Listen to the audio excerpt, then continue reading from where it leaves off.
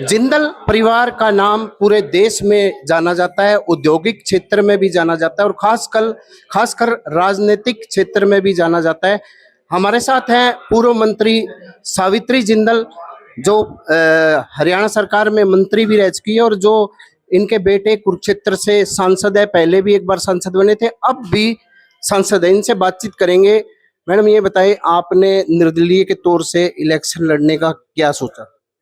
देखिए, मैं हिसार की जनता की सेवा करना चाहती हूँ और मेरे हिसार परिवार ने मुझे कहा कि चुनाव आपको ज़रूर लड़ना है और उनके कहने पर मैं निर्दलीय प्रत्याशी के रूप में चुनाव मैदान में आ गई।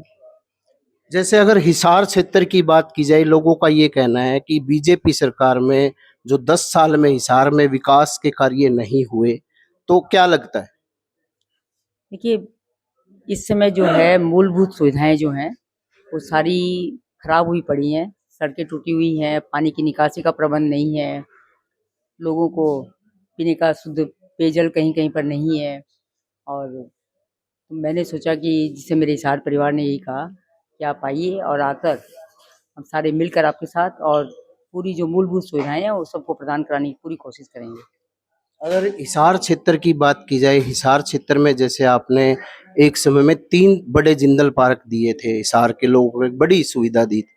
आप क्या सोच रहे हैं, हिसार के लिए क्या ऐसा प्रोजेक्ट देंगी अगर विधायक चुनती हैं? देखिए, सबसे पहले तो मैं जो मूलभूत सुविधाएं हैं, सीवरेज व्यवस्था ठीक नहीं है, पहले 10 साल पहले डली थी, उसके बाद डली नहीं और 10 साल में हमारा हिसार बहुत बढ़ गया, तो हमें बड़ी सीवरेज व्यवस्था की ज़्यादा बड़ी की ज़रूरत है, जिससे कि लोगों को सुविधा मिल सके। पीने का पानी भी उस समय मैंने सभी जगह पानी की लाइन भी डलवाई थी, तो मुझे लगता है कि पीने का पानी, शुद्ध पेयजल सबकी ज़्यादा ज़रूरत है और सड़कें जिन पे कि रोज़ हम चलते हैं, कभी हमारे कोई बुजुर्ग गिर जाते हैं, बच्चे गिरते हैं, चोट लगती है, तो सड़कें ठीक हों, पानी की व्यवस्था हो, सीवरेज व्यवस्था ठीक हो और पानी की निकासी का प्रबंध हो, क्योंकि यहाँ पर थोड़ी-सी बारिश आ जाती है, अब क्या बारिश ज़्यादा हुई है, बारिश की वजह से जगह-जगह पानी भर जाता है। पानी भरने के बाद उसके अंदर पानी जब तक निकासी नहीं होगी तो उसके अंदर फिर मच्छर पैदा होते हैं, डेंगू फैलता है, बीमारियाँ फैलने का डर होता है। मेरी कोशिश होगी कि मैं अपने हिसार को बहुत साफ-सुथरा, जगह-जगह कूड़े के ढेर पड़े हुए हैं, पूरा कोशिश करूँगी कि साफ-सुथरा शहर हो मेरा, जो कि हमारे सबका सपनों का शहर है हिसार, बहुत सुंदर हो, साफ-सुथरा हो। जैसे कांग्रेस के जो प्रत्याशी रामनिवास राणा अपने प्रचार अभियान के दौरान इस तरह की बात बोल देते हैं कि जो उद्योगपति घराने से होते हैं वो आम लोगों से कम मिलते हैं। नहीं, आप मेरी जनता से पूछ के देख लिए कि मैं कितनी कम मिलती हूँ, बल्कि वो लोग जितना मिलते हैं उससे कहीं ज़्यादा मैं मिलती हूँ और मैं जो बीच में पहले मैं 10 साल राजनीति में रही, उसके बाद 10 साल राजनीति में नहीं थी, तब भी मैं बराबर लोगों से मिलती रही हूँ और यही कारण है कि उन्होंने मुझे कहा कि आप निर्दलीय प्रत्याशी के तौर पर उतरिए, हम आपके साथ हैं। तो जैसे आप पहले कांग्रेस में रही, फिर बाद में और कार्यकाल भी आपने देखा बीजेपी का, तो कैसे देखते हैं कांग्रेस के कार्यकाल को और बीजेपी कार्य, क्या लगता है? देखिए, सबको जब मौका मिलता है, सब अपनी तरफ से अच्छे काम करने की कोशिश करते हैं और कई बार काम नहीं होते हैं, तो ये तो मैं दोनों के बारे में वैसे कुछ नहीं कहूँगी। लेकिन हाँ, इस समय हमारे शहर की जो सुविधाएँ हैं, वो चरमराई हुई हैं, तो उनको मैं कोशिश करूँगी कि अगर मेरी जनता मुझे जितवा कर लाती है, तो मैं बहुत अच्छी तरह से सारी चीज़ों को ठीक करवाऊँगी। जैसे बरसाती पानी की निकासी को लेकर। पानी की निकासी तो वास्तव में बहुत अच्छी व्यवस्था होनी चाहिए, क्योंकि पानी की निकासी की व्यवस्था होगी तभी हमारी सड़कों पर जो पानी भर जाता है, वो पानी नहीं भरेगा और पानी नहीं भरेगा तो सड़कें नहीं टूटेंगी, क्योंकि पानी के साथ ही जुड़ी हुई होती हैं। सड़कों के ऊपर पानी अगर इकट्ठा हो जाता है तो वहीं पे गड्ढे हो जाते हैं, तो वो सड़कें नहीं टूटेंगी। तो पानी की निकासी का प्रबंध ठीक होगा तो सड़कें भी ठीक रहेंगी और जगह-जगह जिस तरह से कूड़ा पड़ा हुआ होता है, वहाँ पर मच्छर पैदा होते हैं। पानी के अंदर भी अगर पानी इकट्ठा रह गया तो मच्छर पैदा हो जाते हैं और आप लोगों को मालूम है कि डेंगू भी फैलता है फिर इससे, तो वो सब बहुत चीज़ों से बचाव हो सकता है।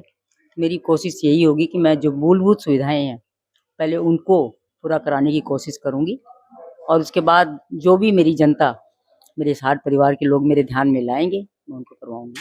जैसे अभी आप लोगों के बीच जा रहे हैं, लोगों से किस तरह का आपको प्रचार अभियान में रिस्पॉन्स मिल रहा है? देखिए जी, हिसार मेरा परिवार है, हमारा अपना घर है, मैं शुरू से हिसार में रही हूँ, तो मुझे बहुत अच्छा सबका प्यार और समर्थन मिल रहा है। एक परिवार के अंदर जिससे परिवार समर्थन और प्यार मिलता है, उसी तरह का मुझे बहुत अच्छा प्यार और समर्थन मिल रहा है सबका। जैसे आप विधायक बनती है तो बीजेपी पार्टी है, कांग्रेस है, क्या लगता है किसको आप समर्थन देंगे? देखिए, अभी मेरा समर्थन देने का किसी को कोई विचार नहीं है। मैं तो पहले अपनी जनता के जो काम है उनके लिए, उनकी आवाज़ उठाने के लिए पूरी कोशिश करूँगी विधानसभा में जाकर। एक मैडम, कुमारी शैलजा को लेकर कुछ लोगों ने आपत्तिजनक टिप्पणी की थी, उनके खिलाफ मुकदमा दर्ज भी हुआ था, एक उनकी जाति को लेकर भी की थी और वो सांसद हैं, तो क्या कहेंगे ऐसे लोगों को लेकर? देखिए, किसी के बारे में कोई भी टीका-टिप्पणी उनकी जाति को लेकर कभी नहीं करनी चाहिए। सब हम बराबर हैं। सबके अंदर भगवान ने सबको एक बराबर बनाया हुआ है और ये जाति-पाति को लेकर किसी के बारे में टीका-टिप्पणी करना अच्छी बात नहीं है और जो भी जिसने भी कहा वो गलत कहा। ये करना नहीं चाहिए। तो जैसे आप लोगों के बीच जा रही है, तो स्वर्गीय जिंदल साहब की जो इच्छाएँ थी, उनका क्या संदेश आप दे रहे हैं लोगों को? मैं देखिए एक ही संदेश देना चाहती हूँ कि जिंदल साहब ने जन सेवा के लिए ही राजनीति में प्रवेश किया था और उनके जाने के बाद उन्होंने जो रास्ता हमें दिखाया कि जन सेवा करनी चाहिए, अपने लोगों से मिलते रहना चाहिए, मैं उनके दिखाए हुए रास्ते पर चलकर लोगों की सेवा करना चाहती हूँ। ये चीज़ तो अलग हो गई कि आप निर्दलीय लड़ रही हैं, नवीन जी बीजेपी से हैं, तो फिर भी आपके बेटे हैं, प्रचार अभियान में वो आएँगे क्या? देखिए वो पार्टी से जुड़े हुए हैं, तो उनकी पार्टी उनको जो आदेश देगी, नवीन जी वही करेंगे। ये अंतिम सवाल, मैडम हिसार के लोगों के लिए आप क्या कहना चाहेंगे? मैं हिसार के लोगों को ये कहना चाहूँगी कि जिस तरह से आप मुझे अपना प्यार और समर्थन दे रहे हैं, तो आने वाली 5 तारीख को भी इसी तरह से रखिएगा और 5 तारीख को ज़्यादा से ज़्यादा वोट डालिएगा। बैटरी टॉर्च अपना निशान है, तो टॉर्च के सामने वाला बटन दबाकर वोट दीजिएगा, जिससे कि आने वाली 8 तारीख को सबको पता चले कि हिसार परिवार सारा मिलकर इकट्ठा होकर इन्होंने चुनाव लड़ा है और आज इनकी जीत हुई है। और एक जैसे एक महिला होने के नाते, महिलाओं के लिए आप क्या करना चाहती हैं? मैं मेरी बहनों के लिए जो भी सुविधाएँ होती हैं, जिस तरह से कि पढ़ी-लिखी महिलाएँ हैं, वो रोज़गार करना चाहती हैं, कई सर्विस करना चाहती हैं। तो और आपको मालूम भी है एक महिला जो है जितनी मेहनती होती है, वो ईमानदारी से अपने काम को पूरा भी करती है क्योंकि घर परिवार भी सँभालती है और बाहर भी काम करती है, वो दुगना काम करती है। घर के अंदर भी सब लोग बोल देते हैं कि तो घर में रहने वाली है, घर की हाउसवाइफ़ है। हाउसवाइफ़ भी जितना काम करती है, शायद कोई नहीं कर सकता। उसके वो काम बहुत अच्छी तरह से करती हैं, तो मैं मेरी बहनों के लिए जो भी सुविधाएँ हैं, जो वो चाहेंगी, जिस तरह से बताएँगी मुझे मेरे ध्यान में लाएँगी, मैं उनको पूरा करवाऊँगी।